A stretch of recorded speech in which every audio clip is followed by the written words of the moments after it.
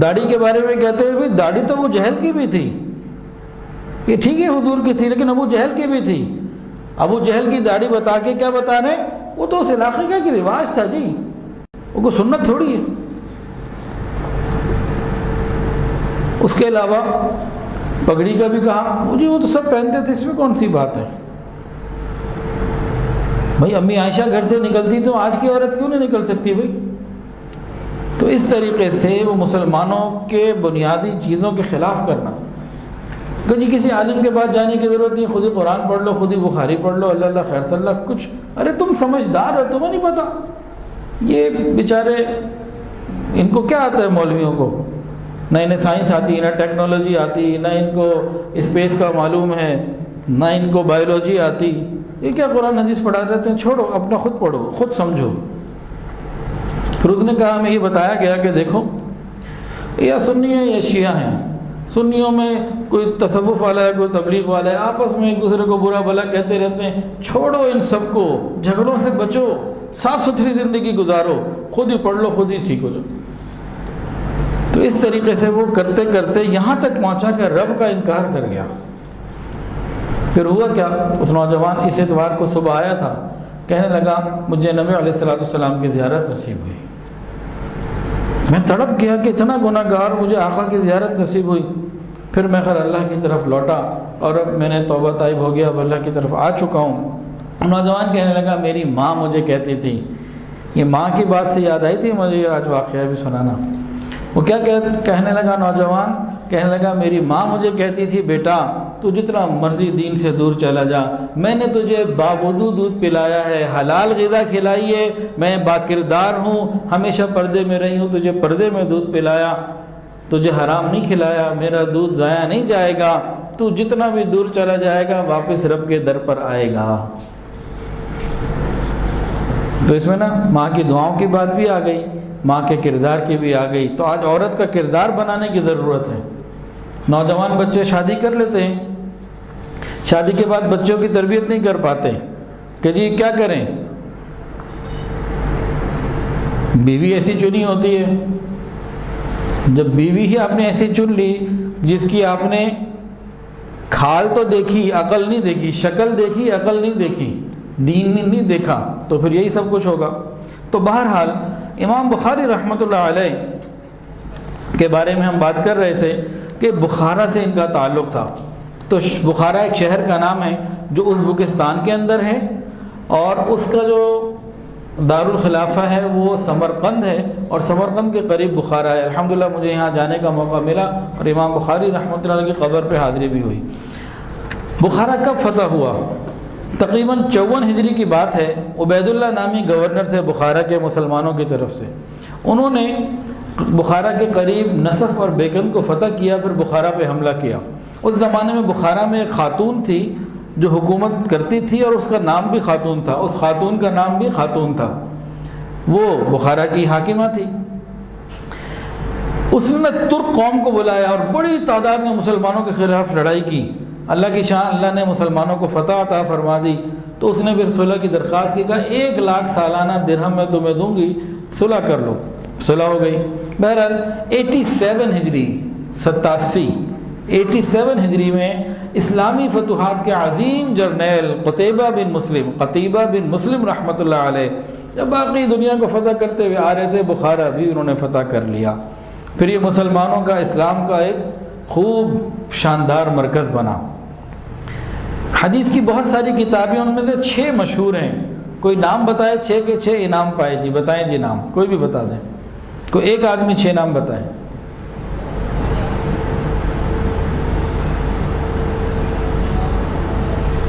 بتائیں نا۔ صحیح بخاری، صحیح مسلم، سنن ابن ماجہ، سنن ابو داؤد، سنن الیکشن، سنن ابو داؤد،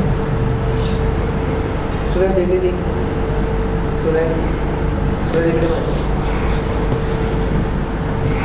2 دفعہ تو ابن ماجہ نہیں بولنے ہیں، 1 دفعہ بولنا ہے، نسائی۔ چلیں 6 میں سے 5 بتا دیں، انعام بعد میں لے لیجیے گا۔ ماشاءاللہ، غور کرنے کی بات، سمجھیں اس پوائنٹ کو یہ 6 صحائے ستہ کی 6 کتابیں لکھنے والے 6 کے 6 یہ ماوراء النہر ان علاقوں کے تھے. ایک بھی عربی نہیں تھا، ایک بھی مکے کا نہیں، ایک بھی مدینے کا نہیں. کتنی دور علاقوں کے تھے یہ. کیا مطلب؟ اللہ بے نیاز ہے. جو دین پہ محنت کرے گا اللہ اسے عزت دے گا، جو دین کو ناقدری کرے گا اللہ اسے واپس لے لے گا. تو یہ عظیم جگہ تھی جہاں بڑے بڑے علماء پیدا ہوئے. امام بخاری، امام نسائی، امام مسلم، امام ابن ماجہ، امام ترمذی، امام حفظ کبیر رحمۃ اللہ علیہ، اور بہت امام ابو داؤد، بڑے بڑے پیدا ہوئے. تو یہ بہت بڑا مرکز بنا. لیکن پھر ایک وقت آیا، چنگیز خان آیا 616 ہجری 616 ہجری 10 فروری 1220 عیسوی. چنگیز خان نے یہاں وہ بربریت کے کام کیے اور اتنا قتل و غارت کیا، پورے شہر میں چند گھروں کو چھوڑ کے سب تخت و تاراج کر دیا، ساروں کو شہید کر دیا. بخارا نے یہ بھی دیکھا. پھر اللہ نے تاتاری قوم پوری کی پوری جو مسلمانوں کو مٹانے کے لیے نکلی، اللہ نے ساروں کو کلمہ ہی دے دیا. کیا کہا تھا علامہ اقبال نے؟ پاس با مل گئے کعبے کو صنم خانے سے. جب کعبے کو صنم خانے سے پاسبان مل گئے تھے نا، تو اسی چنگیز خان کے اولادوں میں ایک بہت مشہور اسلامی فاتح تیمور لنگ بخارا ان کے پاس آیا، اور پھر وہ اسلامی تہذیب کا گہوارہ بن گیا اور تیمور لنگ کی اولادوں میں چلتا رہا. آج وہاں پہ ان کی قبریں ہیں، ان کی اولادوں کی، اولاد در اولادوں کی. پھر 1498 میں ازبکوں نے تیمور سے اور تیمور کی اولادوں سے اس بخارا کو حاصل کر لیا، چھین لیا. پھر 1873 میں رشیا نے اس کے اوپر حملہ کیا اور اس کو قبضے میں لے لیا. 118 سال 120 سال رشیا کے پاس تقریباً یہ رہا. اور پھر 1991 میں 6 مسلم ریاستیں آزاد ہوئیں، ان میں سے ایک ہی ازبکستان ہے جس کے اندر دارالخلافہ سمرقند اور اس کا ایک شہر ہے یہ بخارا. ازبکستان کا دارالخلافہ ہے تاشقند، سمرقند نہیں. ازبکستان کا دارالخلافہ ہے تاشقند، سمرقند اور بخارا اس کے شہر ہیں. امام بخاری رحمۃ اللہ علیہ جس زمانے میں پیدا ہوئے نا، وہ علم دین کا پیک کا زمانہ تھا. اس زمانے میں اسلامی علوم کا چرچا تھا. دینی ترقی ہو یا دنیاوی ترقی، ساری کی ساری اسلامی علوم کے ساتھ وابستہ تھی. جیسے آج سی اے کسی نے کر لیا جی بڑا ترقی یافتہ ہے، کسی نے پی ایچ ڈی کر لی جی یہ ہو گیا، اور بڑی بڑی ڈگریاں حاصل کر لیں. تو اس زمانے میں اسلامی علوم کی تحصیل کے، اسلامی علوم جس کے بعد جتنا زیادہ، اس کا دینی اور دنیاوی علمی مرتبہ ہر طرح کی عزت اسی کی زیادہ. امام بخاری رحمۃ اللہ نے اس زمانے میں آنکھ کھولی. پھر انہوں نے سفر کی لاٹھی ہاتھ میں لی. پھر اس دین کا علم حاصل کرنے کے لیے انہوں نے تمام محدثین کے شہروں کا سفر کیا. تمام محدثین.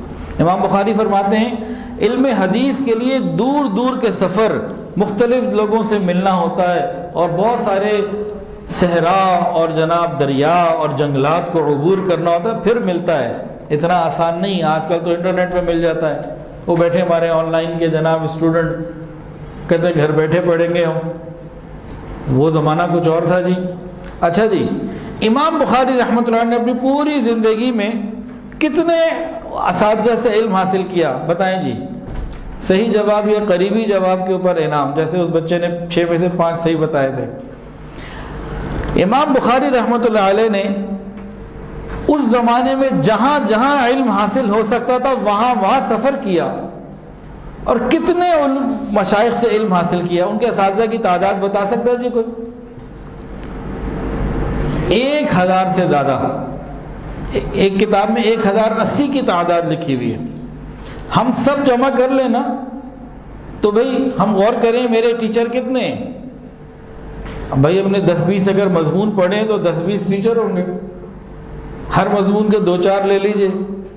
آج کوئی بہت ہی بڑا پڑھا لکھا بندہ ہوگا نا، وہ کہے گا جی میرے ٹیچرز کی میں لسٹ بناؤں تو 100 ہو جائیں گے. کوئی اس سے زیادہ کو 200 پہ بھی پہنچ جائے تو مشکل بات ہے. 1080 ان کے اساتذہ کی تعداد تھی. ان لوگوں سے انہوں نے علم حاصل کیا. خود فرماتے ہیں میں نے 1000 سے زائد لوگوں سے حدیثیں یاد کی، اور مجھے اپنی ہر حدیث کی سند بھی یاد ہے. امام بخاری رحمۃ اللہ چھوٹی سی عمر میں تھے نا، ان کا ایک واقعہ سنیں. جب 11 سال ان کی عمر تھی، فرماتے ہیں کہ پہلے تو میرے مکتب میں پڑھا. حافظہ اللہ نے ان کو ایسا دیا تھا کہ فوٹوگرافک میموری، ادھر کہیں کچھ پڑھا یا سنا وہ اندر جا کے جناب فیڈ ہو گیا. بس ایک دفعہ سننا اور پڑھنا سب فیڈ ہو جاتا تھا.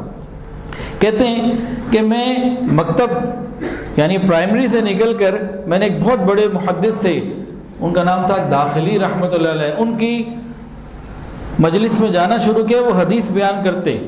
ایک مرتبہ انہوں نے حدیث بیان کی تو راوی کا نام غلط بیان کر دیا. میں چھوٹا سا بچہ تھا، میں کھڑا ہوا، میں نے کہا حضرت یہ آپ نے جو راوی بیان کیا ہے یہ ٹھیک نہیں. وہ غصے میں آ گئے کہ تم کیسے کہہ سکتے ہو. پوچھا کون ہے پھر؟ انہوں نے کہا جی یہ آپ نے غلطی کی ہے، یہ صحیح ہے صحیح ہے. خیر ان کو غصہ بھی آیا، ناراض بھی ہوئے. پھر وہ اٹھ کے گئے. اندر جا کے اصل کتاب جب دیکھی تو امام بخاری کی بات ٹھیک تھی. پھر واپس آئے، کہنے لگے بچے تیری بات ٹھیک ہے، آپ نے صحیح کہا. یہ 11 سال کا بچہ مجمع میں بیٹھ کے اتنے بڑے محدث کے سامنے ان سے غلطی ہو گئی وہ بتا رہا ہے. کتنی بڑی بات ہے. امام بخاری رحمۃ اللہ علیہ کلاس فیلو تھے. ان کا نام تھا حاشد بن اسماعیل. حاشد بن اسماعیل ان کا نام تھا. کہتے ہیں ایک مرتبہ ہم لوگ بصرہ گئے اور مشائخ بصرہ سے ہم نے علم حدیث حاصل کرنے کے لیے وقت لیا. تو ہمیں جو ہے نا 15 دن کا وقت ملا، 16 دن. کہتے ہیں مشائخ بصرہ کے پاس ہم گئے تو 16 دن ہم نے ان سے علم حدیث حاصل کیا. تمام طلباء لکھتے کاغذ پینسل، امام بخاری سنتے لکھتے کچھ نہ. ہم بڑے حیران کہ کیا کر رہے ہیں، وقت ضائع کر رہے ہیں اللہ کا بندہ. بھائی سفر کر کے آئے لکھو. تو کہتے ہیں جب ہمارا وہ پیریڈ پورا ہو گیا نا تو ہم نے پوچھا حضرت آپ نے تو کچھ لکھا ہی نہیں. کہنے لگے کیا کہنا چاہتے ہو؟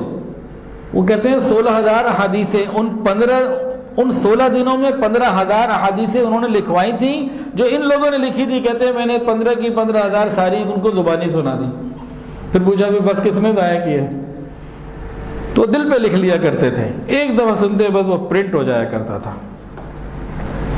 ابھی ان کی عمر کا 18واں سال تھا. اپنی والدہ یتیم تھے. اپنی والدہ اور بڑے بھائی احمد بن اسماعیل کے ساتھ حج کے لیے آئے. حج کے بعد ماں اور بڑا بھائی تو واپس چلے گئے. بڑے بھائی کا واپس جانے کے بعد جلد ہی انتقال ہو گیا. امام بخاری رحمۃ اللہ علیہ مکہ مکرمہ میں ہی رہ گئے دین کا علم حاصل کرنے کے لیے. مکہ مدینہ اور حجاز ہی کے اندر رہ کے مجھے دین کا علم حاصل کرنا ہے، یہ ان کو شوق تھا. پھر 18 سال کی عمر تھی. آج ہمارے 18 سال کے لڑکے کا موبائل چیک کریں کیا نکلے گا؟ کسی باپ میں جرت نہیں ہے کہ اپنے 18 سال کے لڑکے کے موبائل چیک کر سکے. 18 سال کی عمر میں امام بخاری رحمۃ اللہ علیہ نے مدینہ منورہ کی چاندنی راتوں میں روزہ اطہر کے بالکل قریب بیٹھ کر ایک کتاب لکھی تاریخ کبیر. اور اس کے علاوہ انہوں نے ایک کتاب لکھی قضایا الصحابہ والتابعین. صحابہ اور تابعین کے اقوال انہوں نے جمع کیے. اور جو ان کی کتاب ہے نا تاریخ کبیر، یہ بہت مشہور کتاب ہے. ان کے بچپن کی باتوں میں سے ایک واقعہ اور سن لیجئے. سلیم بن مجاہد وہ کہتے ہیں کہ ایک مشہور محدث ہے محمد بن سلام بیکند علاقے کے. کہتے ہیں کہ میں ان کی خدمت میں حاضر ہوا ملنے. انہوں نے مجھ سے کہا تھوڑی دیر پہلے آتے نا تو ایک بچہ دیکھ لیتے چھوٹا سا، 70,000 حدیثیں اسے یاد ہیں. کہتے ہیں مجھے تو شوق ہو گیا، ارے یہ کون ہے؟ تو میں جب نکلا تو میری ملاقات ہو گئی امام بخاری سے. میں نے کہا آپ کو 70,000 حدیثیں یاد رکھنے کا دعویٰ ہے؟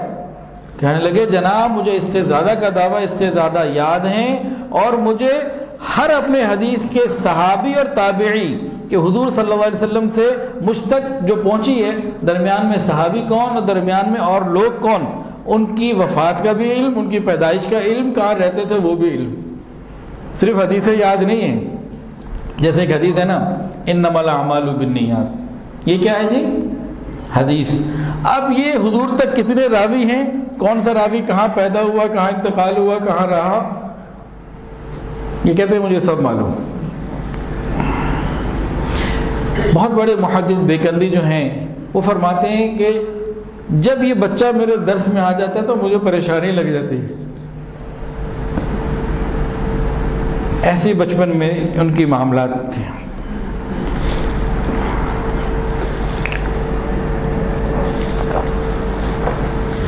اللہ رب العزت نے ان کو جو قوت حافظہ تھی نا، میموری بہت کمال کی دی تھی. کئی واقعات نے ان کے یہ قوت حافظہ کے سن لیجیے. ہمیں تو کل کی بات یاد نہیں رہتی، ہمارے گناہوں کی وجہ سے، ہماری تعلیم پر توجہ نہ ہونے کی وجہ سے، اور کوئی وجہ نہیں ہے. دو مین وجہ ہیں، ایک ہمارے گناہ اور دوسرا ہماری توجہ نہیں ہوتی. ذرا سنیے. اب انہوں نے امام بخاری رحمۃ اللہ علیہ نے دعویٰ کیا کہ ان کو 1,00,000 صحیح حدیثیں یاد ہیں اور 2,00,000 غیر صحیح یاد ہیں. کتنی جی؟ امام بخاری کو کتنی صحیح حدیثیں یاد تھیں؟ 1,00,000. اور غلط کتنی یاد تھیں؟ 2,00,000. بھائی صحیح اور غلط کی فرق وہی کر سکتا ہے نا جسے دونوں باتیں پتہ ہوں. بخاری شریف میں کتنی حدیثیں ہیں؟ تقریباً 9,000. کچھ ریپیٹڈ ہیں، بار بار آتی ہیں. کئی مرتبہ انما الاعمال بالنیات بھی کئی مرتبہ آئی. اس کو کہتے ہیں مکررات، ریپیٹیشن. جو ریپیٹڈلی آئی ہیں اگر ان کو الگ کر دیا جائے تو جو صرف ایک دفعہ آئی ہے وہ کتنی بنتی ہے؟ 2700 کچھ بنتی ہیں، 2800 کے نیچے. امام بخاری رحمۃ اللہ علیہ کو 1,00,000 حدیث یاد تھیں. تو اس بات سے سمجھانا جو چاہ رہا ہوں نا وہ کیا ہے، بعض لوگ غلط فہم میں کہتے ہیں بس بخاری میں نہیں ہے تو بس پھر دین ہی نہیں ہے. یہ بات ٹھیک نہیں ہے. صحاح ستہ 6 مشہور کتابیں جو ہیں ان میں حدیث کا بہت بڑا مجموعہ موجود ہے، لیکن اس کا یہ مطلب نہیں ہے کہ ان 6 کتابوں کے علاوہ صحیح حدیث کسی اور کتاب میں ہو نہیں سکتی. یہ ہم زیادتی نہ کیا کریں، اس بات کو سمجھنے کی ضرورت ہے. امام بخاری خود کہتے ہیں کہ مجھے 1,00,000 حدیث یاد تھی. تو بخاری شریف میں تو 9,000 ریپیٹڈ کو ملا کے ہیں، ورنہ تو 2700 کچھ ہیں. اللہ ہمیں صحیح سمجھ عطا فرمائے. اب واقعہ ذرا سنیے، بڑا مزیدار واقعہ. اب بھی جناب ان کو اپنے حافظے کا ایک کلیم تھا، شہرت بھی بہت تھی. ایک مرتبہ امام بخاری رحمۃ اللہ علیہ بغداد آئے. بغداد کہاں پہ ہے جی؟ ایران میں؟ ترکی میں؟ اچھا، اور کہاں ہے؟ ہاں عراق میں. بغداد عراق میں، استنبول میں نہیں ہے، ایران میں بھی نہیں ہے. ٹھیک ہو گیا. عراق آئے. اہل عراق نے ان کا بڑا جناب والہانہ ان کو موسٹ ویلکم کیا اور استقبال کیا، اور پورے شہر میں جی امام حدیث اور امام بخاری حافظ الحدیث آئے. بڑا ان کا چرچا کیا، پروٹوکول کیا، اور پیچھے سے اندر سے انہوں نے ایک زبردست پلاننگ کی کہ ہم نے ان کا حافظہ چیک کرنا ہے. انہوں نے کیا کیا؟ 10 بندے تیار کیے اور ہر ایک کو 10 احادیث یاد کروائیں، اور ان 10 کی 10 میں کوئی نہ کوئی غلطی، کہیں متن میں غلطی، کہیں راویوں میں غلطی. متن کا مطلب حدیث کے الفاظ، اس کو آگے پیچھے کر دیا، اس میں کوئی تبدیلی کر دی. راوی کا مطلب ہے کہ فلاں بن فلاں، فلاں عن فلاں عن فلاں، کس نے کس سے روایت کی. تو مختلف طریقوں سے نا 10 لوگوں کو تیار کیا، ہر ایک کو 10 حدیثیں غلط یاد کروائیں. تو ٹوٹل کتنی ہو گئی؟ 10 × 10 100. اب پورے مجمع کو بلا لیا، پورا بغداد کا علماء کا اور علم حدیث سے شوق رکھنے والوں کا بڑا مجمع لگ گیا. اب امام بخاری کو اسٹیج پہ بلایا، یہ جی حافظ البخاری اور حافظ الحدیث اور امام بخاری ہیں. بڑا ان کا اکرام کیا. اب اسٹیج پر آ گئے. اب انہوں نے پلاننگ تو کی ہوئی تھی، سر عام چل رہا ہے نا مطلب یہ کام. ایک کھڑا ہوا، حضرت آپ حافظ الحدیث ہیں، یہ حدیث میں آپ کو سنانا چاہتا ہوں. اس نے حدیث سنائی. وہ جو پلانڈ لوگ بیٹھے ہوئے تھے نا، تو امام صاحب نے کہا لا ادری، مجھے نہیں پتا، لا عارفہ ہو، مجھے میں نہیں جانتا. پھر اس نے دوسری سنائی، کہا میں نہیں جانتا. پھر تیسری سنائی، کہا میں نہیں جانتا. چوتھی سنائی، میں نہیں جانتا. 10 کی 10 سنائی، کہا میں نہیں جانتا. اب ایک طرف عوام میں مشہور یہ ہے کہ حافظ الحدیث، اور ہر حدیث پہ کیا ہے مجھے نہیں پتا. کتنا پریشر ہے، ذرا سوچیں اس کو. مجمع میں بات ہو رہی ہے. دوسرا بندہ کھڑا ہو گیا کہ مجھے نہیں پتا، میں نہیں جانتا، لا ادری لا عارفہ، مجھے نہیں پتا. خواص پہچان گئے، لیکن عوام جو تھے نا وہ تو نہیں بات کو جانتے تھے. 100 حدیثیں آپ نے سنی ان 10 بندوں سے، 100 کی 100 دفعہ آپ نے کہا مجھے نہیں معلوم. اس کے بعد امام بخاری رحمۃ اللہ علیہ آئے پھر اپنے نا اسٹیج پہ تھے، اسٹیج میں تو آئے پھر جواب دینے کے لیے. فرمایا پہلے بندے کو دیکھو، تم نے سب سے پہلے یہ حدیث سنائی تھی، اس پہ تم نے یہ غلطی کی ہے، اصل یہ ہے. دوسری تم نے یہ سنائی تھی، اس میں غلطی تھی، اصل یہ ہے. تیسری تم نے یوں سنائی، اسی ترتیب سے 1 سے 10 تک. پھر دوسرے کو کہا تم نے 1 سے 10 تک یوں سنائی، یہ غلطیاں، یہ صحیح ہے. تو 100 کے 100 انہوں نے ان کی غلطیوں کو غلط والی بھی سنائی اور صحیح بھی سنائی. اب ذرا سنیے بات. حافظ ابن حجر رحمۃ اللہ لکھتے ہیں، یہ واقعہ لکھنے کے بعد تبصرہ لکھتے ہیں کہ یہاں امام بخاری رحمۃ اللہ علیہ کی حدیث میں امامت تسلیم کرنی پڑتی ہے. تعجب اس پر نہیں کہ امام نے غلط حدیث کی تصحیح کی، صحیح کیا، وہ تو تھے ہی حافظ. کرشمہ تو یہ ہے، تعجب تو یہ ہے، کرامت تو یہ ہے کہ امام نے ایک ہی دفعہ میں ان کی غلط بیان کردہ حدیث کو بھی یاد کر کے ان کو سنا کے اصلاح بھی کر دی. تو یہ معمولی بات نہیں ہے، بہت بڑی بات ہے. امام بخاری رحمۃ اللہ علیہ کسی کتاب کو ایک مرتبہ دیکھ لیتے بندہ وہ پرنٹ ہو جاتی تھی. سمرقند میں کیا ہوا دیکھیں جی، یہ بیات کرنا، بیان کرنا کوئی آسان نہیں ہوتا. ابھی بیان کرو نہ، ہو سکتا ہے ابھی یہیں پہ کوئی میسج ٹی وی پہ عشقی لائیو پہ لکھ کے کوئی اعتراض ڈال دے. کئی دفعہ ہوتا ہے بیان کر کے جاتا ہوں جی یہ آپ نے کیا کہہ دیا. ایک یہ جو بیان کرنے والے لوگ ہوتے ہیں نا، خالی میں ہی نہیں، ان کے ایک حرف کے اوپر لوگوں کی نظر ہوتی ہے. اس پہ ایک شعر سن لیجیے، اجازت ہے تھی شعر کی؟ تو وہ تو بھی لے کر آئے نا، کشمیری چائے لے کر آئیں. یہ تو پہلے چلیں شعر سن لیں پھر لے کر آئیے گا. میری ہر نظر تیری منتظر، میری ہر نظر تیری منتظر، تیری ہر نظر میرا امتحان. میری ہر نظر تیری منتظر، تیری ہر نظر میرا امتحان. ہم ہر وقت امتحان میں ہوتے ہیں. یہ ایسے بیٹھے کیوں، ایسے کھڑے کیوں ہوئے، ایسے کھانسے کیوں، ادھر کیوں دیکھا ادھر کیوں دیکھا، ہر وقت امتحان میں ہوتے ہیں. چلو کوئی بات نہیں، ایک اور شعر سن لیں. آؤ ظالم ہنر آزمائے، آؤ ظالم ہنر آزمائے، تم خنجر آزماؤ ہم جگر آزمائے. چلو کوئی بات نہیں، پھر ہم بھی کرتے ہیں مقابلہ. اللہ تعالی ہمت اور آسانی عطا فرمائے. تو بہرحال تو ان کو بھی لوگوں نے بخشا نہیں، ان کو بھی پورا نا تولا. اب ایک اور واقعہ سنیے، جو سنا ہے آپ نے ایک معمولی بات تھی، اب ایک اور سنیے. سمرقند میں ایک مرتبہ 400 محدث جمع ہوئے. کتنے؟ 400. اور انہوں نے احادیث کی سندوں میں تبدیلیاں کی. اور یہ 400 لوگ 7 دن 1 ویک امام بخاری رحمۃ اللہ علیہ کو مغالطے میں ڈالنے کی کوشش کرتے رہے، سارے ناکام ہو گئے. امام بخاری نے فرمایا مجھے 1 لاکھ صحیح حدیثیں یاد ہیں، 2 لاکھ غیر صحیح یاد ہیں. ایک مرتبہ بلخ گئے، وہاں حدیث کے اصحاب جمع ہوئے، لوگ جمع ہوئے. تو انہوں نے کہا کہ بھئی آپ ہمیں کچھ حدیث سنا دیں. تو انہوں نے 1000 احادیث ان کو لکھوائیں اور 1000 راویوں سے لکھوائیں. پوائنٹ سمجھے؟ 1000 احادیث لکھوائیں، 1000 راویوں کی لکھوائیں.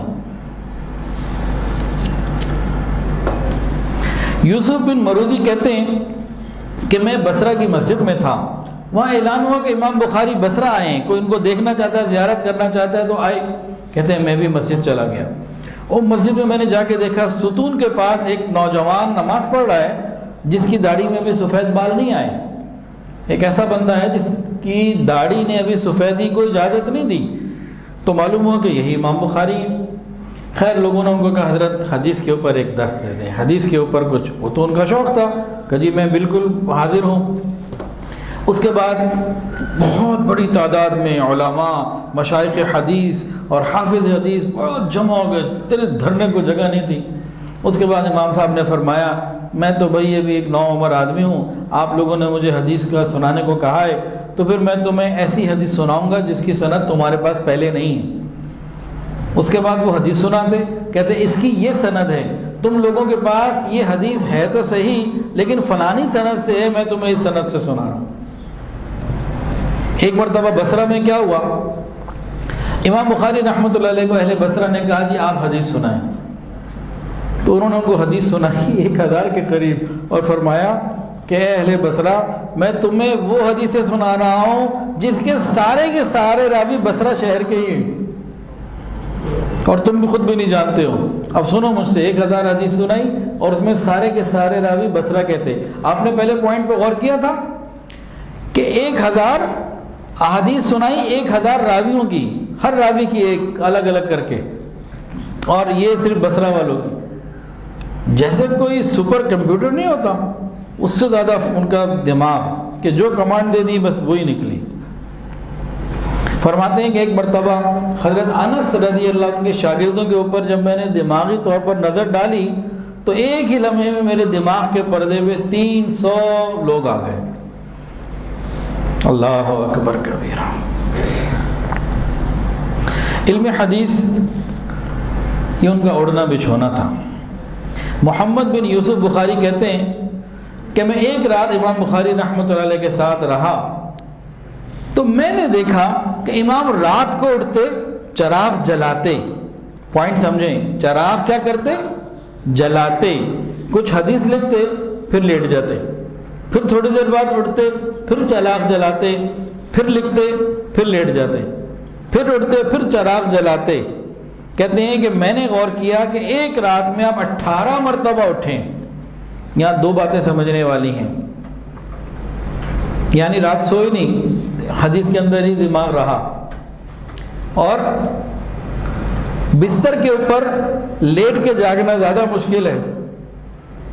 اور غور کریں ایک اور بات، ہر مرتبہ چراغ جلاتے یعنی لائٹ بند کر دیتے جب لیٹنے لگتے۔ تو ہمیں رات کو 10 دفعہ اٹھنا ہو تو ہم تو لائٹ بند ہی نہ کریں جی، بار بار کون بند کرے؟ تو انرجی کا نقصان۔ لائٹ کیا ہے؟ بجلی کیا ہے؟ نعمت ہے، ضرورت ہو تو استعمال کریں، ضرورت نہیں ہے تو اس کو بند کریں۔ ضروری نہیں کہ آپ کے پاس پیسے ہیں، آپ کہ جی میرے پاس پیسے ہیں میں بل افورڈ کر سکتا ہوں جلنے دو، یہ غلط بات ہے، نعمت کی ناقدری ہے۔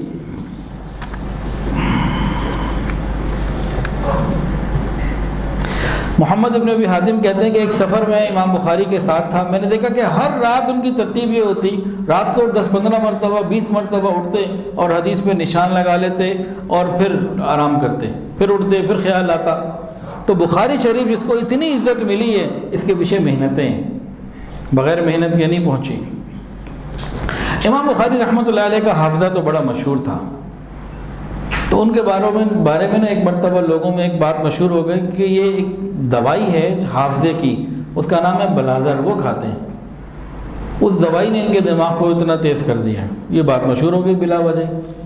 تو کسی نے آگے ویریفائی بھی کر لیا کہ حضرت کوئی حافظے کی کوئی خاص دوا کھاتے ہیں، کیا کرتے ہیں آپ؟ تو امام بخاری رحمۃ اللہ نے فرمایا حافظے کے لیے آدمی کی توجہ، مطالعے کے اوپر کامل یکسوئی دائمی نظر، اس سے زیادہ کوئی چیز نہیں ہے۔ آج ہم بھی کتابیں پڑھتے ہیں، ساتھ میں موبائل ہوتا ہے، ہم بھی مطالعہ کر رہے ہوتے ہیں، ادھر سے ٹی وی دیکھ رہے ہوتے ہیں، ہم بھی کچھ کتاب پڑھنے لگتے ہیں تو ادھر ادھر مصروف بھی ہوتے ہیں، یاد کیسے ہوگی؟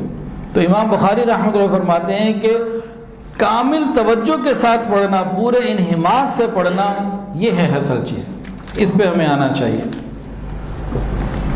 امام بخاری رحمۃ اللہ علیہ صرف حدیث پڑھنا پڑھانا ان کا کام نہیں تھا، بلکہ اس کے ساتھ ساتھ وہ رات کو اللہ کی یاد میں کھڑے بھی ہوا کرتے تھے۔ واقف ہو اگر لذت بیداری شب سے، واقف ہو اگر لذت بیداری شب سے، اونچی ہے ثریا سے بھی یہ خاک پر اسرار۔ جو تہجد کی پابندی کرتا ہے اللہ تعالیٰ اس کو بڑا بلند مقام عطا فرماتے ہیں۔ کسی نے کیا خوب کہا، عطار ہو، رومی ہو، رازی ہو، غزالی ہو، عطار ہو، رومی ہو، رازی ہو، غزالی ہو، کچھ ہاتھ نہیں آتا بے آئے سحر گاہی۔ تہجد کے بغیر کبھی کسی کو مرتبہ نہیں ملا۔ ایک مرتبہ 2 لوگ حضرت کی خدمت میں آئے، ایک مرتبہ 2 علماء حضرت کی خدمت میں آئے اور انہوں نے اپنی کارگزاری سنانی شروع کی، بڑی تفصیل کے ساتھ بتایا۔ تو حضرت نے ان کی باتیں سننے کے بعد ایک بات پوچھا، آپ تہجد پابندی سے پڑھتے ہیں کہ نہیں؟ اب دونوں چپ ہو گئے۔ حضرت نے فرمایا کہ ہم تو کسی کا اللہ کے ہاں مقام پہچاننا ہونا تو دیکھتے ہیں تہجد کی پابندی ہے کہ نہیں، رب رات کو اٹھنے کی توفیق دے رہا ہے کہ نہیں، تہجد میں اس کے سامنے کھڑے ہوتے ہیں کہ نہیں۔ دن کی محنتیں تو بہت لوگ کر لیتے ہیں، لیکن رات کو رب کے حضور کھڑے ہونا یہ کوئی اور بات ہے۔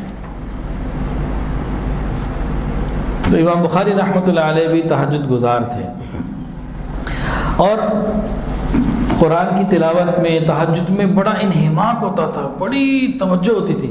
ایک مرتبہ تہجد سے فارغ ہوئے، نماز سے فارغ ہوئے، تو کسی کو کہا دیکھنا میری کمر میں کچھ لگ رہا ہے، کیا ہے دیکھو۔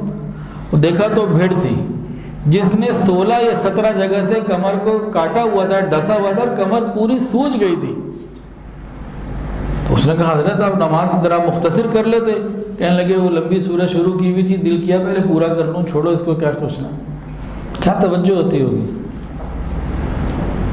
تو تہجد گزار بھی تھے اور شوق کے ساتھ قرآن کا لطف لیا کرتے تھے۔ اب کتاب کا نام سن لیجئے، سیر اعلام النبلاء، مستند کتاب، اس میں لکھا ہوا ہے امام بخاری رحمۃ اللہ علیہ رمضان المبارک میں ہر روز ایک قرآن پاک مکمل کیا کرتے تھے دن میں، اور تراویح میں 3 دن میں ایک قرآن پورا کیا کرتے تھے۔ آج بعض لوگ جو امام بخاری کو تو مانتے ہیں لیکن کہتے ہیں جی ایک دن میں قرآن پڑھنا جو ہے وہ ٹھیک نہیں۔ اور امام بخاری رحمۃ اللہ علیہ کا عمل سیر اعلام النبلاء میں لکھا ہوا ہے کہ رمضان مبارک میں روز ایک قرآن مجید کی تلاوت کرتے تھے۔ 30 دن رمضان کے ہوئے تو 30 قرآن، اور 30 دن تراویح پڑھی تو 10 قرآن، 33 قرآن مجید کی تلاوت ہو گئی ہے۔ تو قرآن مجید کثرت سے پڑھنا یہ نعمت میں سے ہے۔ امام بخاری رحمۃ اللہ زبردست قسم کے تیر انداز تھے، تیر اندازی بڑی ان کی زبردست تھی، ورزش بڑی کیا کرتے تھے اور بڑی ہمت کے ساتھ زندگی گزاری۔ ایک مرتبہ تیر اندازی کر رہے تھے، ساتھی ساتھ تھے، وہ جو تیر مارا نا تو کسی پل پہ جا کے لگ گیا، پل پہ کوئی نشان پڑ گیا ہوگا، پیچھے سے لکڑی کا پل ہے، تیر لگا تو کوئی نشان آ گیا ہوگا۔ اب طالب علم کو ایسا ہونا چاہیے۔ امام بخاری رحمۃ اللہ علیہ نے فوراً ساتھیوں کا اس پل کے مالک کو تلاش کرو۔ مالک کو جب تلاش کیا تو اس کا نام تھا حمید بن اخضر۔ ملاقات ہوئی، وہ آپ کو جانتا تھا۔ آپ نے کہا کہ بھائی تیر خطا ہوا، اس پر نشان آ گیا، میں آپ کو پیسے دینا چاہتا ہوں، آپ یہ پیمنٹ لے لیجئے اور آپ کا نقصان پورا ہو جائے۔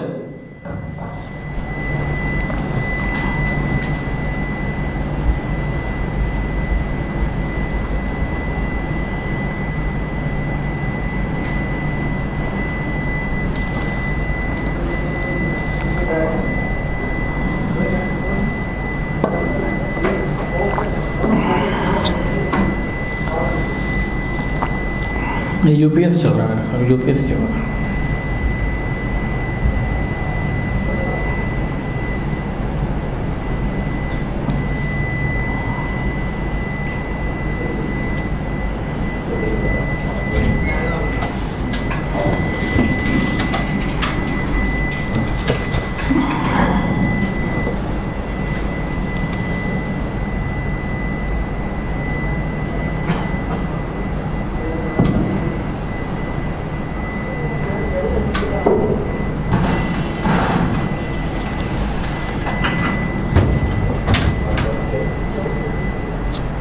یہ وہاں آف کر کے دیکھیں، ایمپلیفائر کی آواز تو نہیں ہے۔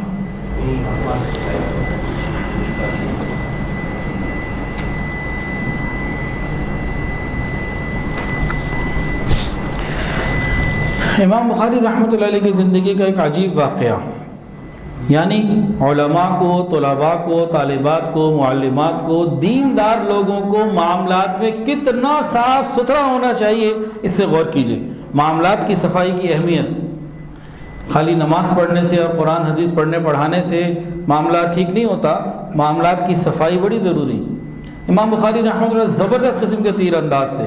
ایک مرتبہ تیر اندازی کر رہے تھے، ایک تیر کسی پل پہ جا کے لگا، ہو سکتا ہے لکڑی کا پل ہو، اس پہ کوئی نشان لگ گیا۔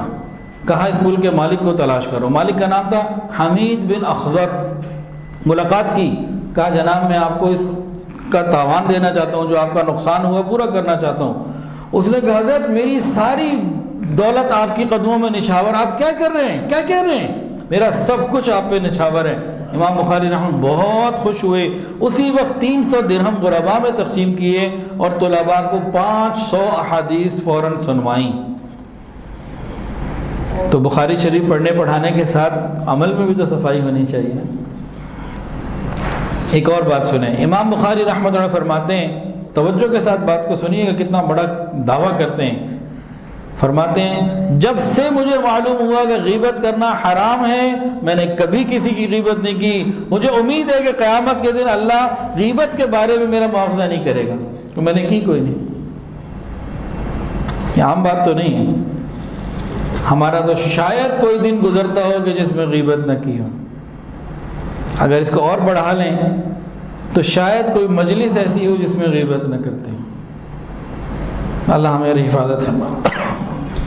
ایک مرتبہ امام بخاری رحمۃ اللہ علیہ ابو معشر ضریر سے فرمانے لگے کہ آپ مجھے معاف کر دیجئے۔ میں کہا کس بات پہ معاف کر دوں، کیا آپ نے کوئی قصور کیا؟ کہنے لگے ایک دفعہ آپ نے ایک حدیث سنائی تھی اور آپ ذرا جھوم رہے تھے، آپ کے جھومنے پہ ذرا مجھے ایک ہنسی سی آ گئی تھی، اس غلطی کی میں آپ سے معافی مانگ رہا ہوں۔ ہم تو لوگوں کی باقاعدہ نقلیں اتارتے ہیں۔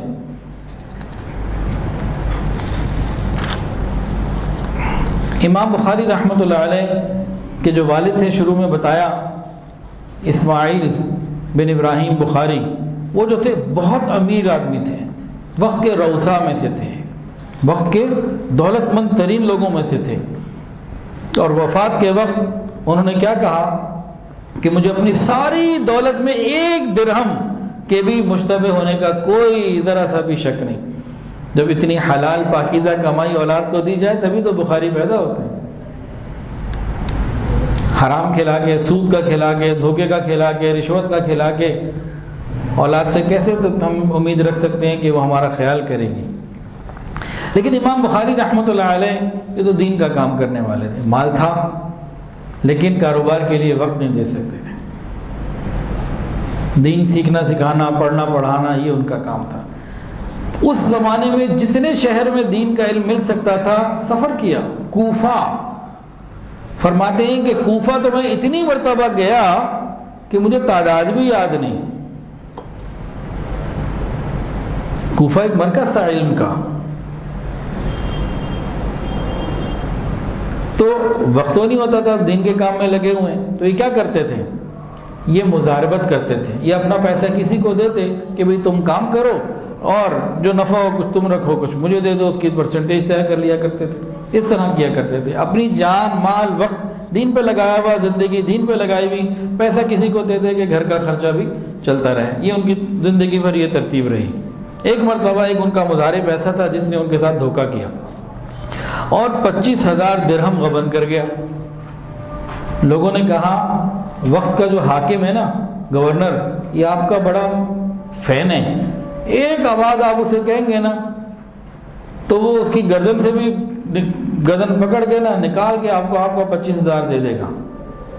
کتنی بڑی بات ہے۔ امام بخاری نے کیا فرمایا، کہنے لگے اگر آج حاکم سے میں اس سلسلے میں مدد لوں گا وہ میری مدد تو کر دے گا، لیکن کل وہ میرے دین کے کسی کام میں رخنا ڈالے گا، رکاوٹ ڈالے گا، تو میں نہیں کرتا۔ ایک مرتبہ امام بخاری رحمۃ اللہ علیہ کے پاس کچھ تجارت کا سامان آیا، ادھر سے مال خریدنے والے آ گئے، رات کا وقت تھا۔ انہوں نے کہا جی 5,000 درہم لے لیجئے، مال دے دیجئے۔ انہوں نے کہا بھائی صبح انشاءاللہ سوچیں گے، تو ابھی آپ جاؤ، خیر سے صبح ڈیل کریں گے۔ اور رات میں انہوں نے ارادہ کر لیا کہ صبح آئیں گے، میں ان کو 5,000 میں دے دوں گا۔ صبح ان سے پہلے کوئی اور تاجر آ گئے، انہیں پتہ لگ گیا تھا کہ رات 5,000 کی آفر آ چکی ہے، تو آتے ہی انہوں نے کہا جناب 10,000 100% ڈبل لے لیں۔ انہوں نے کہا نہیں، میں ان سے رات کو بات کر چکا ہوں، گو میں نے وعدہ نہیں کیا تھا لیکن میں نیت رات کو کر چکا ہوں، ان کو میں نے دینا ہے اور مجھے 5 میں بھی کچھ مل رہا ہے، بس وہ میرے لیے کافی ہے۔ تو ان کو منع کر دیا، وہ آئے 5,000 میں ان کو سودا اٹھوا دیا۔ ہم کیا کرتے ہیں، ڈیل کی ہوئی سے مکر جاتے ہیں۔ ابھی تو انہوں نے ڈیل فائنل نہیں کی تھی، خالی ایک رسمی بات چیت ہوئی تھی۔ اور خالی ایسا نہیں ہے کہ ہمیشہ آسانیاں ہی گزاری، مالی اعتبار سے سفر میں پھر پریشانیاں بھی آئیں گی۔ ایک سفر میں ایک مرتبہ ایسی نوبت آ گئی، گھاس کھا کے گزارا کرنا پڑا۔ امام بخاری رحمۃ اللہ علیہ 3 دن تک گھاس کھاتے رہے، کسی کو اطلاع نہ کی۔ اللہ کی شان 3 دن کے بعد کو اللہ نے مدد بھیجی، کو ایک اجنبی آیا اور اشرفیوں کی تھیلی دے کے نکل گیا، چلا گیا، پتہ نہیں کون تھا۔ یہ بھی ہوتا ہے۔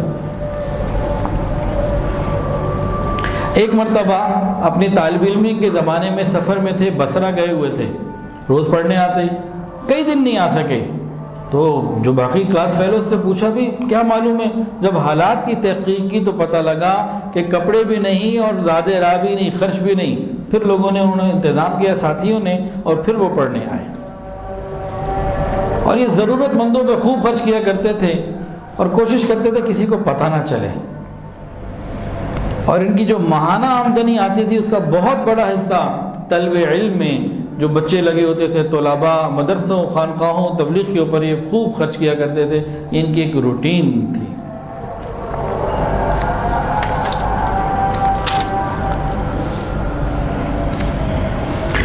امام بخاری رحمۃ اللہ علیہ کی زندگی میں کئی اتار چڑھاؤ بھی آئے۔ ایک شہر میں گئے، بڑا والہانہ استقبال، ایسا کہ جو بادشاہوں کا بھی نہ ہوتا تھا، اور پھر وہاں والوں نے آپ کے سے کسی بات پہ ناراض ہو کے آپ کے خلاف پروپیگنڈا شروع کر دیا، اور آپ کو پھر وہاں سے نکلنا پڑا۔ اس کے بعد پھر آپ آئے بخارا۔ اس پریشانی کے بعد جب بخارا آئے، بخارا والوں کو پتہ لگا امام صاحب آ رہے ہیں، خوب استقبال کیا، ان کے اوپر درہم اور دینار باقاعدہ نشاور کی، خالی پھول کی پتیاں نہیں، سونا چاندی نشاور ہوا، آ گئے۔ اور بخارا میں اب جناب جہاں جاتے مجلس حدیث لگ جاتی، لوگ آتے آپ سے دین سیکھتے، حدیث سنتے، چلنے لگا۔ اللہ کی شان، بخارا کا جو گورنر تھا اس زمانے کا خالد بن احمد ذہلی نام تھا، خالد بن احمد ذہلی۔ اس نے امام بخاری کو کہا آپ میرے محل میں آئیں اور میرے بچوں کو اور مجھے علم سکھائیں۔ انہوں نے کہا نہیں، یہ نہیں ہو سکتا، میں اس طریقے سے نہیں کر سکتا، تمہیں آنا پڑے گا، بچوں کو بھیجو، یہاں سب بیٹھے آگے پڑھو۔ تو میں نہیں آتا۔ امام بخاری رحمۃ اللہ نے منع کر دیا۔ اس نے کہا اچھا حضرت ایسا ہے، کوئی درمیانی بات نکال لیتے ہیں، بچے میں بھیج دیتا ہوں، لیکن جب وہ آپ کے پاس پڑھنے آئیں آپ باقی لوگوں سے الگ ان کو پروٹوکول دے کے پڑھائیں، ان دونوں کو ہی وقت دیں اور کسی کو وقت نہ دیں، شہزادوں کو پڑھائیں۔ تو امام بخاری نے یہ بھی منع کر دیا کہ نہیں، ایسا نہیں ہو سکتا، حدیث کا علم سب کے لیے عام ہے، امیر ہو غریب ہو، ان کو درس میں بیٹھنا پڑے گا سب کے طریقے سے جیسے سب بیٹھتے ہیں، ہاں علم ان کو مل جائے گا لیکن انہیں آنا ایسے ہی پڑے گا۔ میں بادشاہوں کے دروازوں پہ جا کر علم کی تذلیل نہیں کر سکتا، اور نہ ہی میں یہ کر سکتا ہوں۔ تو امام بخاری رحمۃ اللہ نے تو اس کو نا جواب دے دیا کھرا کھرا۔ اب جناب وہ گورنر تھا، ان کی جناب انا پہ ٹھیس آئی۔ پتہ کیا کیا امام بخاری رحمۃ اللہ علیہ کو؟ انہوں نے بد عقیدہ، بد مذہب اور ان کے خلاف پروپیگنڈا شروع کر دیا، جیسے آج ہم سیاسی علماء کے لیے کرتے ہیں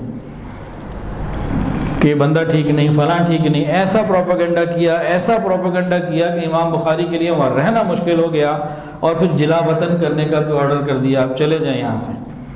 پھر خیر وہ وہاں سے نکلے۔ نیشا پور میں بھی ان کے ساتھ ایک دفعہ ایسا ہو چکا تھا، نکال دیا گیا۔ ایک مسئلہ پوچھا، اس مسئلے کو انہوں نے حق بیان کیا، اور جناب اس پہ ایک اور بندے سے اختلاف ہوا اور وہاں سے ان کو نکلنا پڑا۔ اب یہاں سے بھی ان کو نکلنا پڑا۔ تو سمرقند کے بالکل قریب ایک جگہ خرتنگ، وہاں ان کی رشتہ دار خالہ وغیرہ بھی رہتی تھیں، وہاں یہ آ گئے اور بڑی تکلیف کی زندگی گزار رہے تھے۔ پھر ایک دن انہوں نے اللہ سے یوں مانگا، اے اللہ، زمین اپنی تمام وسعتوں کے باوجود مجھ پر تنگ ہو گئی ہے، اللہ مجھے اپنے پاس بلا لیجیے۔ یہ بھی عجیب زندگیاں ہوتی ہیں جن کو اللہ شہرت اور بڑا مقام دے دیتے ہیں نا، تو بعض مرتبہ یہ حالات بھی آ جاتے ہیں۔ امام بخاری رحمۃ اللہ علیہ اللہ سے مانگ رہے ہیں، اللہ زمین تنگ ہو گئی ہے، مجھے واپس بلا لیں۔ خیر ان کی دعا کو اللہ رب العزت نے قبول فرمایا۔ عبد الواحد ابن آدم کہتے ہیں کہ میں نے خواب دیکھا کہ حضور صلی اللہ علیہ وسلم ایک جماعت کے ساتھ کسی کے انتظار میں ہیں۔ میں قریب ہوا، میں نے کہا یا رسول اللہ کس کا انتظار ہو رہا ہے؟ فرمایا کہ امام بخاری کا، محمد بن اسماعیل کا۔ کہتے ہیں جب میں خواب سے اٹھا نیند سے تو میں نے وہ وقت اور دن نوٹ کر لیا۔ میں حیران تھا یہ خواب کی تعبیر کیا ہوگی۔ کہتے ہیں کچھ دنوں کے بعد میرے پاس اطلاع آئی کہ امام بخاری رحمۃ اللہ کا انتقال ہو چکا۔ پھر میں نے پوچھا کس دن ہوا، کس وقت ہوا، دونوں ٹائم کو میچ کیا تو وہ میرے خواب والا ٹائم تھا جسے نبی علیہ السلام انتظار کر رہے تھے۔ اور جب قبر میں تدفین کر دی گئی تو امام بخاری رحمۃ اللہ علیہ کی قبر سے خوشبو آئی، جو لوگوں نے سنی، لوگوں کا تو انتہائی ہجوم ہو گیا قبر کی مٹی لینے کے لیے، اور اس خوشبو کی برکت سے کئی ایسے لوگ جو امام بخاری رحمۃ اللہ کے مخالف تھے وہاں قبر پہ آ کے پھر اللہ سے معافی مانگی، توبہ کی۔ تو امام بخاری رحمۃ اللہ علیہ کے حالات میں چند باتیں تھیں، قوت حافظہ کے حوالے سے بھی چند باتیں آئیں۔ امام بخاری رحمۃ اللہ علیہ کے بارے میں علماء کی ایک اسٹیٹمنٹ سمجھ لیجئے، سن لیجئے۔ علماء کرام امام بخاری رحمۃ اللہ علیہ کے نزدیک علماء کرام امام بخاری رحمۃ کے بارے میں ایک متفقہ اسٹیٹمنٹ جو ہے نا وہ دیتے ہیں، فرماتے ہیں کہ امام محمد بن اسماعیل بخاری اللہ کی نشانیوں میں سے ایک نشانی ہے جو زمین پر چلتی پھرتی نظر آتی ہے، اللہ تعالیٰ نے ان کو صرف حدیث کے لیے پیدا کیا ہے۔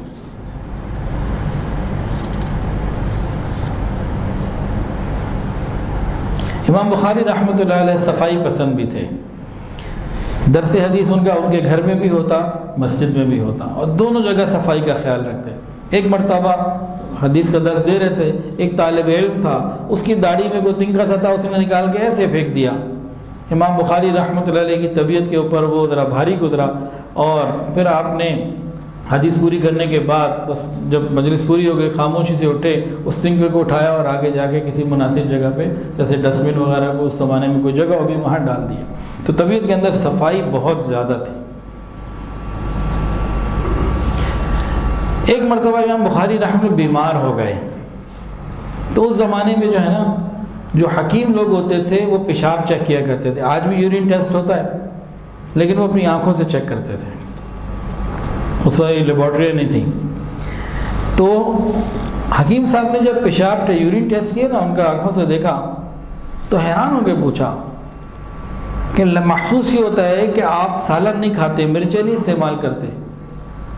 ہم کہا 40 سال ہو گئے ہیں مرچیں استعمال نہیں کر رہا، سالن نہیں کھاتا، تو کھاتے کیا ہیں؟ تو پتہ لگا 5 یا 7 بادام کھا لیتے ہیں، اسی میں ان کا 24 گھنٹے کا سلسلہ پورا ہو جاتا ہے۔ امام بخاری رحمۃ اللہ کا مسلک کیا تھا؟ امام بخاری رحمۃ اللہ علیہ کا مسلک کیا تھا، اس بارے میں سمجھ لیجئے۔ علامہ تقی الدین سبکی رحمۃ اللہ علیہ اور محی السنہ نواب صدیق حسن خان رحمۃ اللہ علیہ، یہ دونوں فرماتے ہیں کہ امام بخاری رحمۃ اللہ علیہ شافعی المسلک تھے، اور حافظ ابن حجر رحمۃ اللہ علیہ فرماتے ہیں کہ امام بخاری رحمۃ اللہ علیہ نے جتنی فقاہت کی باتیں کی ہیں، فقیہانہ گفتگو کی ہے، اس کا اکثر اور غالب حصہ جو ہے وہ امام شافعی رحمۃ اللہ علیہ سے ہے۔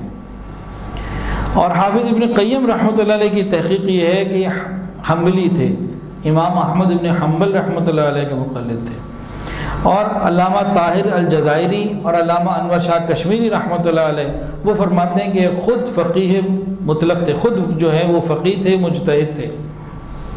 تو بہرحال زیادہ علماء یہی فرماتے ہیں کہ یہ شافعی المسلک تھے، اور یہ امام شافعی رحمۃ اللہ علیہ کی ان کے تقلید کیا کرتے تھے۔ حدیث کے طلباء ایک بات ضرور سمجھیں، محدثین جب حدیث پڑھتے پڑھاتے تھے تو حدیث پر عمل بھی کیا کرتے تھے۔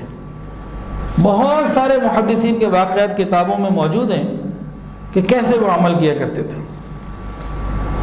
امام احمد ابن حنبل رحمۃ اللہ علیہ فرماتے ہیں میں نے کوئی حدیث ایسے نہیں پڑھی، امام احمد ابن حنبل رحمۃ اللہ علیہ فرماتے ہیں میں نے کوئی حدیث ایسی نہیں پڑھی جس پر میں نے عمل نہ کیا۔ فرماتے ہیں کہ ایک مرتبہ میں نے حدیث پڑھی کہ پچھنے لگانا، حجامہ کرنا، کپنگ تھیراپی جس کی آج جدید شکل ہے آسانی والی، تو حجامہ نبی علیہ السلام نے ایک مرتبہ حجامہ کروایا اور کرنے والے کو ایک اشرفی دی۔ کہتے ہیں میں نے جب یہ حدیث پڑھی تو پھر میں نے بھی حجامہ کروایا، اور جب حجامہ کرنے والا حجامے سے فارغ ہوا میں نے اس کو ایک اشرفی دے دی کہ اس حدیث پر عمل ہو جائے۔ امام وکیع رحمۃ اللہ علیہ حدیث کو یاد رکھنے کا ایک عمل بتاتے ہیں، سنیے اور دل کے کانوں سے سنیے، تمام طلباء اور طالبات کو توجہ کے ساتھ سنیے۔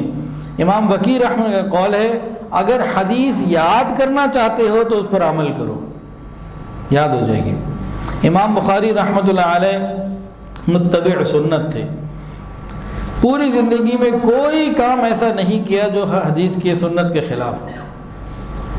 ہمیں بھی اللہ سے مانگنا چاہیے اللہ ہمیں اتباع سنت عطا فرما دیجئے۔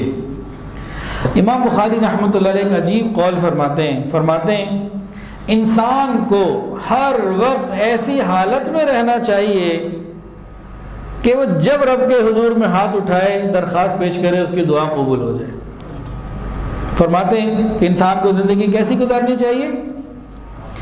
ایسی زندگی گزارنی چاہیے، ہر وقت ایسی حالت میں رہنا چاہیے کہ جب وہ ہاتھ اٹھائے اس کی درخواست قبول ہو جائے، اور وہ اسی منصب کے آدمی بھی تھے، ان کا مقام یہی تھا۔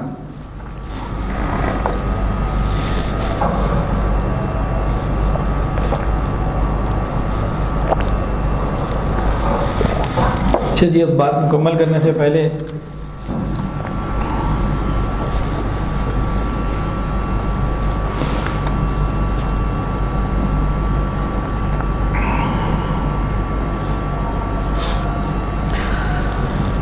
عید سے پہلے ایک بیان ریکارڈ کیا تھا جس میں خواتین کی عید کی نماز کے لیے عیدگاہ جانا یا نہ جانا اس کے بارے میں گفتگو ہوئی تھی۔ اس میں ایک مجھ سے غلطی ہو گئی تھی بات کرنے میں۔ وہ غلطی کیا تھی؟ میں نے غلطی سے یہ کہہ دیا کہ خواتین کے لیے عید کی نماز پڑھنا مکروہ تحریمی ہے۔ یہ میں نے کہہ دیا، کیا کہا کہ خواتین کے لیے عید کی نماز پڑھنا یہ مکروہ تحریمی ہے۔ یہ غلطی ہو گئی۔ اصل مسئلہ کیا ہے؟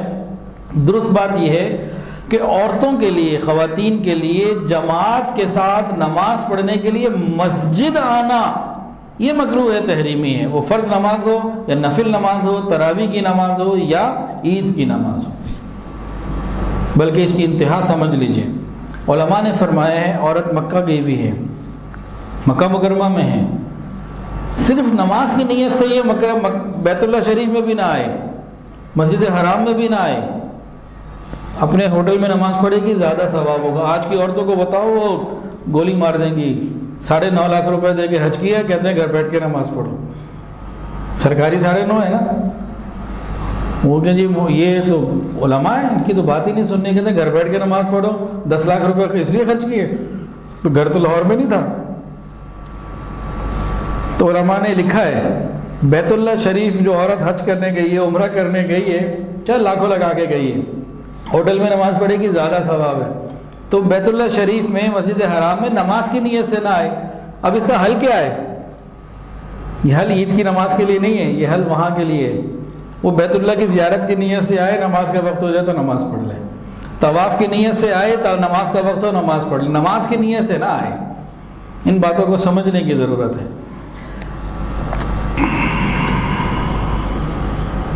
اچھا جی، ایک سوال ابھی کسی نے پوچھا ہے، کیا فرض نماز کی ادائیگی کے بعد سنت پڑھنی ہے یا نفل پڑھنی ہے تو نماز کے لیے جگہ بدلنا کیسا ہے؟ بھئی یہ مستحب عمل ہے۔ دیکھیں، نماز آپ نے فرض نماز پڑھ لی، مرد ہے یا عورت دونوں کے لیے ایک ہی بات ہے، نماز پڑھ لی، جہاں آپ پڑھے نماز کے لیے، جہاں آپ کھڑے نماز پڑھنے کے بعد سلام پھیر لیا، اب سنتیں پڑھنی ہے تو 2-4 انچ ادھر دائیں بائیں آگے پیچھے کہیں بھی ہو جائیں، ایک قدم ہو جائیں، ایک صف ہو جائیں، جتنا آسانی سے ممکن ہو۔ تھوڑا سا بھی ادھر یا ادھر ہو گئے نا تو یہ ثواب کا اضافے کا ذریعہ ہے، اور یہ مستحب عمل ہے۔ مستحب کسے کہتے ہیں؟ جو وہ عمل اللہ کو پسند ہو۔ تو جنہوں نے بھی یہ سوال پوچھا، جواب یہی ہے کہ فرض نماز کی ادائیگی کے بعد نفل یا سنتیں پڑھنے کے لیے جگہ کو تبدیل کر لینا آسانی کے ساتھ، اب وہ کتنی بھی تبدیلی ہو، چند انچ کی ہو یا چند صفوں کی ہو، آسانی کے ساتھ، تو یہ ایک مستحب عمل ہے، تو یہ کرنا چاہیے، اضافہ ہے، ثواب میں اضافہ ہے۔ اچھا جی، عجیب و غریب سا سوال ہے، جواب بھی دے دیتے ہیں، ذرا سنیں۔ لوگوں کے اسٹیٹس کا سن کر لوگوں کے اسٹیٹس کا اسکرین شاٹ لے کر محفوظ کرنا کیسا ہے؟ اسٹیٹس دیکھنے کا ہمیں شوق ہے نا جی، تو کسی کا اسٹیٹس دیکھا، پھر اس کا اسکرین شاٹ لے لیا، پھر وہ اپنے اسٹیٹس پہ لگایا یا اس کو اور وائرل کیا یا اس سے اور کوئی اپنا جو بھی ضرورت تھی وہ پوری کی، یہ کیسا ہے؟ دیکھیں بھائی، اس کا جواب تو یہ ہے کہ ذاتی نوعیت کی چیزوں کا اسکرین شاٹ نہ لیا جائے. ہاں جو عوامی چیزیں، جو پبلک میں چیزیں ہیں، کوئی جنرل میسیج ہے، اس کا لے کے کر لیا جائے. یہ تو اس کا جواب ہے. لیکن بات یہ ہے کہ میں ایسی چیز جو میں نہیں چاہتا کہ کوئی وائرل کرے، اسٹیٹس پہ لگا کیوں نہ ہوں؟ جب میں نے لگا دیا تو خود ہی تو میں نے اپنی چیز کو مین روڈ پر لا کے کھڑا کر دیا نا. اس کے بعد کسی پہ اعتراض یوں کرنا کہ جی میرے اسٹیٹس کو آپ نے کیوں کاپی کیا، تو بھائی آپ نے لگایا ہے تو آپ نہ لگاتے. تو مسئلہ تو میں نے بتا دیا کہ بھی ذاتی نوعیت کی چیز ہے، اسے نظر انداز کریں. اور عام چیز ہے، کوئی حدیث ہے، کوئی بات ہے، اس طرح کی چیز جو جنرلی ہے اس کو آپ کاپی کر کے کر لیں، اس میں کوئی حرج نہیں ہے. لیکن لگانے والے کو بھی احتیاط ضروری ہے کہ ویسی چیز نہ ہی لگائے کہ جس کے اوپر کسی کو کوئی مسئلہ کھڑا ہو. یہ وہی بات ہے کہ بھئی اپنی گاڑی لاک کر کے جائیں، چور کو موقع کیوں دے رہے ہیں؟ اپنی حفاظت خود کریں. تو اس میں پھر آسانی ہوتی ہے. اب تھوڑی دیر کے لیے مراقبہ کر لیتے ہیں، پھر دعا کر لیتے ہیں. آنکھوں کو بند کر لیجئے، سروں کو جھکا لیجئے. یہ خیال کر کے کہ رحمت آ رہی ہے، میرے دل میں سما رہی ہے، میرا دل کہہ رہا ہے اللہ اللہ اللہ.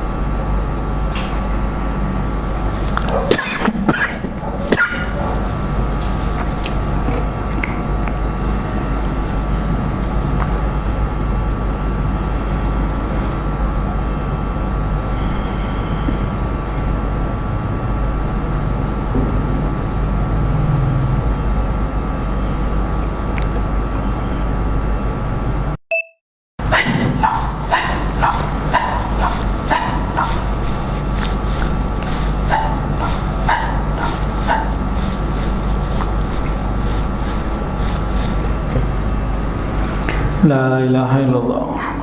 دعا کر لیجیے. الحمدللہ رب العالمین وصلی اللہ علی النبی الامی الکریم.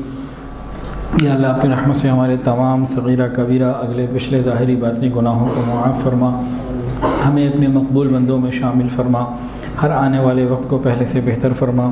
یا اللہ ہم سب کو دین کی صحیح سمجھ عطا فرما، دنیا اور آخرت کی عزتیں ہمیں نصیب فرما، ہمارے آنے والے ہر وقت کو پہلے سے بہتر فرما.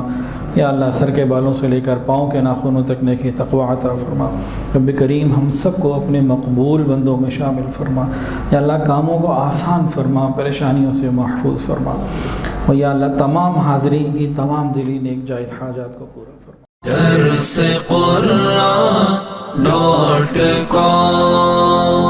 www.darsequran.com